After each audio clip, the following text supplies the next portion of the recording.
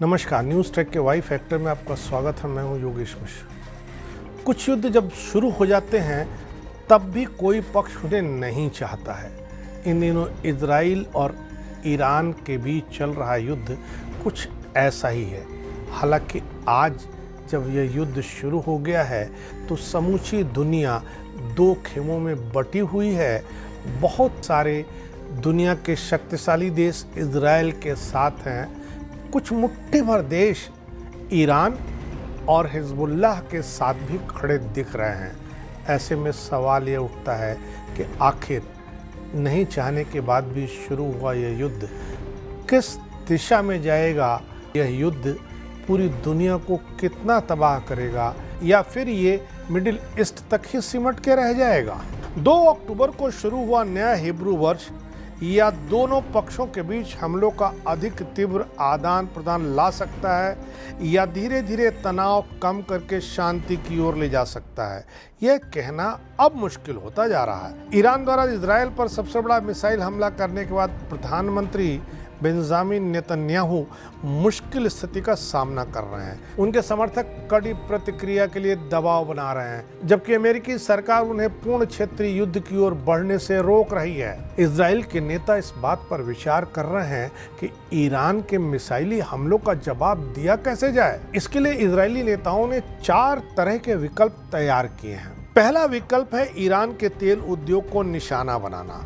यह अपेक्षाकृत आसान होगा क्योंकि ईरान की ज़्यादातर तेल सुविधाएं फारस की खाड़ी में खार्ग द्वीप पर केंद्रित हैं। इन्हें निशाना बनाने का बड़ा प्रभाव हो सकता है। इजरायली अधिकारियों के हवाले से कहा गया कि यह जवाब अप्रैल में ईरानी मिसाइल हमले के जवाब में इजराइल द्वारा किए गए सीमित हमलों से कहीं ज़्यादा बड़ा होगा। इजराइल के सामने दूसरा विकल्प ईरान सरकार और शासन के महत्वपूर्ण प्रतीकों को निशाना बनाना है। ये मुख्य रूप से तेहरान में होगा। प्रतीकों का मतलब प्रमुख सरकारी भवनों, नेतृत्व केंद्रों या अन्य महत्वपूर्ण इंफ्रास्ट्रक्चर से है जो शासन की शक्ति और अधिकार का प्रतिनिधित्व करते हैं। तीसरा विकल्प यह है कि इजराइल ईरान के नेताओं और उच्च शक्ति वाले अधिकारियों को निशाना बनाए। चौथा विकल्प यह है कि इजराइल ईरान की परमाणु सुविधाओं और बुनियादी ढांचे पर हमला करके उसे नष्ट करने के अपने लक्ष्य को हासिल करे। इजराइल के निशाने पर ईरान के न्यूक्लियर ठिकाने भी आ सकते हैं। इजराइल ने कसम खाई है कि ईरान को मिसाइल हमले की कीमत चुकानी होगी। अमेरिका ने कथित तौर पर ईरान के तेल उद्योग पर इजरायली हमले का समर्थन करने का विरोध किया है, क्योंकि उसे डर है कि इससे ईरान इजराइल के क्षेत्रीय भागीदारों की तेल और गैस सुविधाओं के खिलाफ जवाबी कार्रवाई कर सकता है, जिससे वैश्विक ऊर्जा संकट पैदा हो सकता है। इससे ऊर्जा की कीमतें बढ़ सकती हैं। अमेरिका में इन दोनों राष्ट्रपति चुनाव चल रहे हैं। अगर ऐसा हुआ तो अमेरिकी राष्ट्रपति उम्मीदवार कमला हैरिस के लिए एक खराब संदेश हो सकता है। इजराइल के पीएम बेंजामिन नेतन्याहू एक बड़ी चुनौती का सामना कर रहे हैं, जैसा शायद पहले नहीं हुआ है। ईरान के शासन और अर्थव्यवस्था को गंभीर रूप से नुकसान पहुंचाने वाला एक मजबूत सैन्य हमला संभवतः तनाव को और बढ़ा देगा और एक पूर्ण पैमाने पर युद्ध की ओर भी ले जा सकता है। दूसरी ओर नेतन्याहू को हमास और हिजबुल्लाह के खिलाफ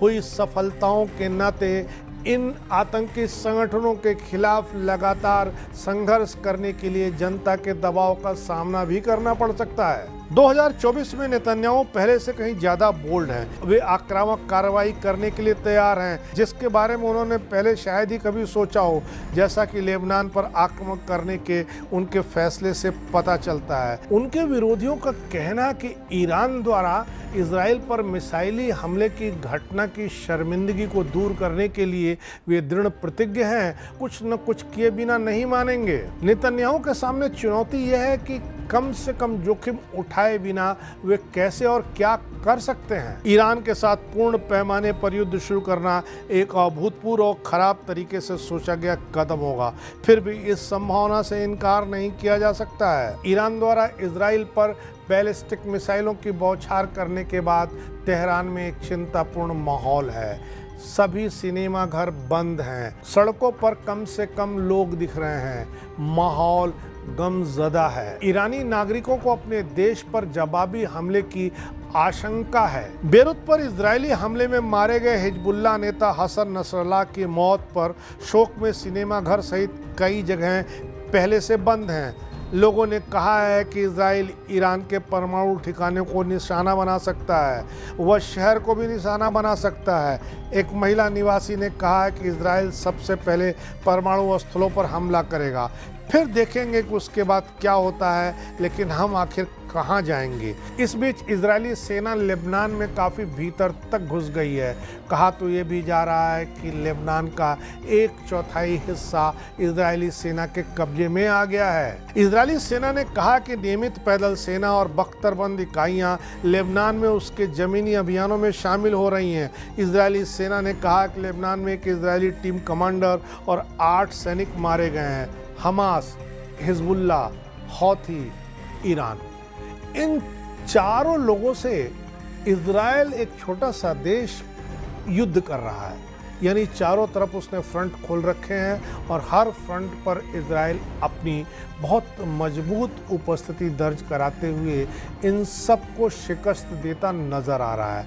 ऐसे में लोगों का चिंतित होना स्वाभाविक है कि आखिर यह युद्ध जाएगा किधर। लेकिन यह अब तय होगा इससे कि दुनिया किस तरह इस पूरे युद्ध में बढ़ती है और दुनिया के तमाम देशों का स्टैंड किसके साथ क्या होता है। इजराइल के साथ अमेरिका है, ब्रिटेन है, फ्रांस है, जापान है, जर्मनी है, ऑस्ट्रेलिया है। लेकिन ईरान के सहयोगी देशों में तुर्की, रूस, लेबनान, चीन, यमन जैसे देश हैं जिनकी बहुत बड़ी ताकत नहीं है। रूस इस समय यूक्रेन से युद्ध कर रहा है।